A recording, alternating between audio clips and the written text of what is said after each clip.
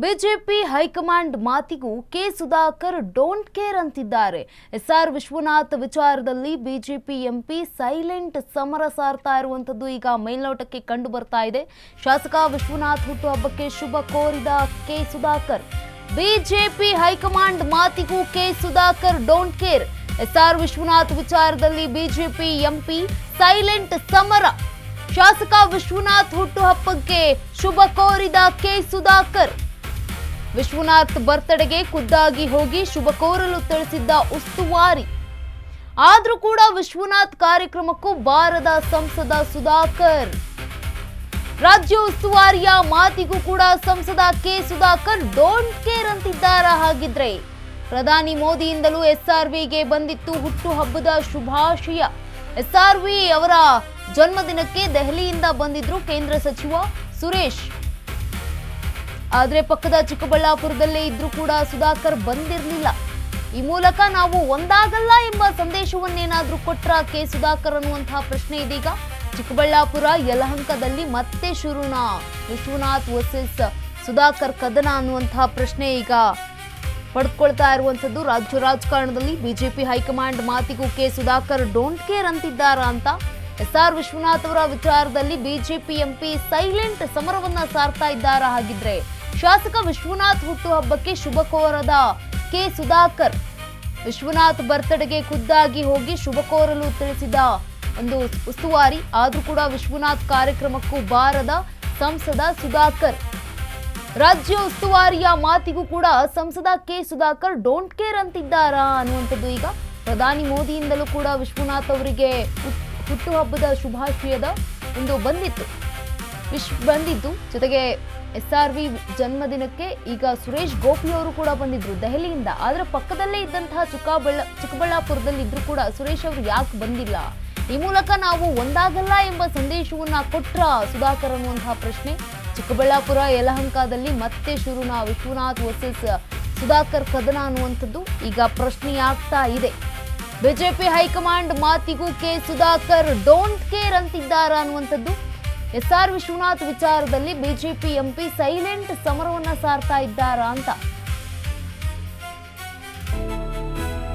ಇನ್ನು ಶಾಸಕ ವಿಶ್ವನಾಥ್ ಅವರ ಹುಟ್ಟುಹಬ್ಬಕ್ಕೆ ಶುಭ ಕೋರದ ಒಂದು ಸುಧಾಕರ್ ಅವರು ಇದೀಗ ಬಿಜೆಪಿ ಎಂಪಿ ಸೈಲೆಂಟ್ ಸಮರವನ್ನ ಮುಂದಾಗಿದ್ದಾರಾ ಅನ್ನುವಂಥದ್ದು.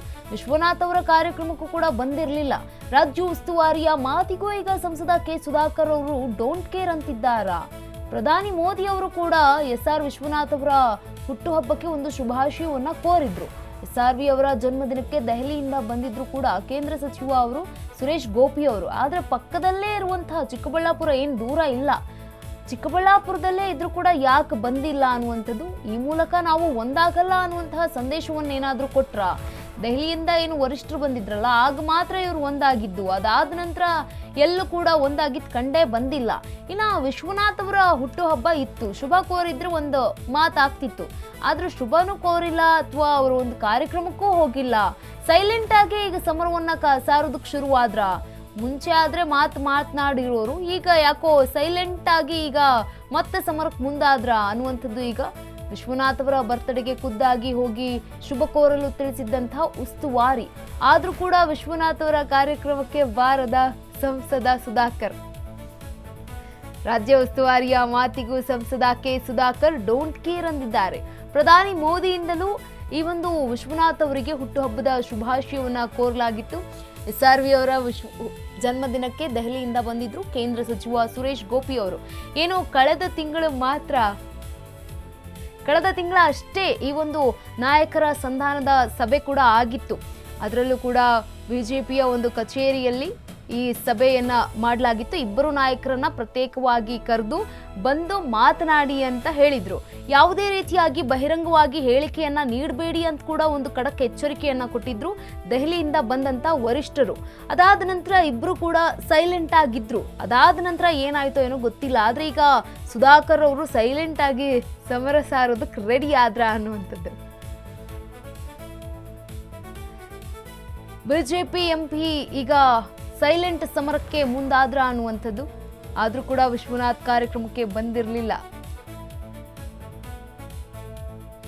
ರಾಜ್ಯ ಉಸ್ತುವಾರಿಯ ಮಾತಿಗೂ ಈಗ ಡೋಂಟ್ ಕೇರ್ ಅಂದ್ರ ಅನ್ನುವಂಥ ಮಾತು ಈಗ ಕೇಳಿ ಬರ್ತಾ ಇದೆ. ಶುಭಾಶಯ ಕೋರ್ಬೋದಾಗಿತ್ತು, ಆದರೆ ಶುಭಾಶಯವನ್ನ ಕೋರಿಲ್ಲ. SRV ಅವರ ಜನ್ಮದಿನಕ್ಕೆ ದೆಹಲಿಯಿಂದ ಬಂದಿದ್ರು ಕೇಂದ್ರ ಸಚಿವರಾಗಿದ್ದಂತಹ ಸುರೇಶ್ ಗೋಪಿ ಅವರು. ಆದರೂ ಕೂಡ ಪಕ್ಕದಲ್ಲೇ ಇದ್ದಂತಹ ಚಿಕ್ಕಬಳ್ಳಾಪುರ ಕ್ಷೇತ್ರದಲ್ಲಿ MP ಆಗಿರುವಂತಹ ಸುಧಾಕರ್ ಅವರು ಬಂದಿರಲಿಲ್ಲ. ಬೆಂಗಳೂರಿನಿಂದ ಚಿಕ್ಕಬಳ್ಳಾಪುರ ಏನು ದೂರ ಇಲ್ಲ ಬಿಡಿ, ಬಂದು ಹೋಗಿ ಇವ್ರಿಗೊಂದು ವಿಶ್ ಮಾಡಿಕೊಟ್ಟು, ಜೊತೆಗೆ ಹೈಕಮಾಂಡ್ ನಾಯಕರಿಗೂ ಕೂಡ ಒಂದು ಸಂದೇಶವನ್ನು ಸಾರ್ಬೋದಾಗಿತ್ತು. ಇಬ್ಬರಿಗೂ ಕೂಡ ಒಂದು ಯಾವುದೇ ರೀತಿಯಾಗಿ ಹೇಳಿಕೆಯನ್ನು ನೀಡಬೇಡಿ ಮಾಧ್ಯಮದ ಮುಂದೆ, ಇದು ಪಕ್ಷಕ್ಕೆ ಮುಜುಗರ ಉಂಟಾಗುತ್ತೆ, ದೊಡ್ಡ ಮಟ್ಟದ ಹೊಡೆತ ಬೀಳುತ್ತೆ ಅನ್ನುವಂಥ ಮಾತುಗಳನ್ನು ಕೂಡ ವರಿಷ್ಠರು ಹೇಳಿದರು. ಅದಾದ ನಂತರ ಇಬ್ಬರು ಒಂದಾಗಿದ್ರು. ಅದಾದಮೇಲೆ ಇಬ್ಬರು ಒಂದಾಗ್ತಾರೆ, ಜೊತೆಗೆ ಹೋಗ್ತಾರೆ ಅಂತಂದರೆ ಈಗ ವಿಶ್ವನಾಥ್ ಅವರ ಬರ್ತ್ಡೇಗೆ ವಿಶ್ ಕೂಡ ಮಾಡಿಲ್ಲ, ಕಾರ್ಯಕ್ರಮಕ್ಕೂ ಕೂಡ ಬಂದಿರಲಿಲ್ಲ. ದೆಹಲಿಯಿಂದ ನಾಯಕರು ಬಂದಿದ್ದಾರೆ, ಅದರ ಪಕ್ಕದಲ್ಲೇ ಇರುವಂತಹ ಸುಧಾಕರ್ ಅವ್ರು ಯಾಕೆ ಬಂದಿಲ್ಲ? ಏನಾದರೂ ಮತ್ತೆ ಈ ಒಂದು ಜಿದ್ದು ಸಾರ್ತಾ ಇದ್ದಾರಾ? ಸೈಲೆಂಟ್ ಸಮರಕ್ಕೆ ಮುಂದಾದ್ರ ಅನ್ನುವಂಥ ಪ್ರಶ್ನೆ ಇದೆ.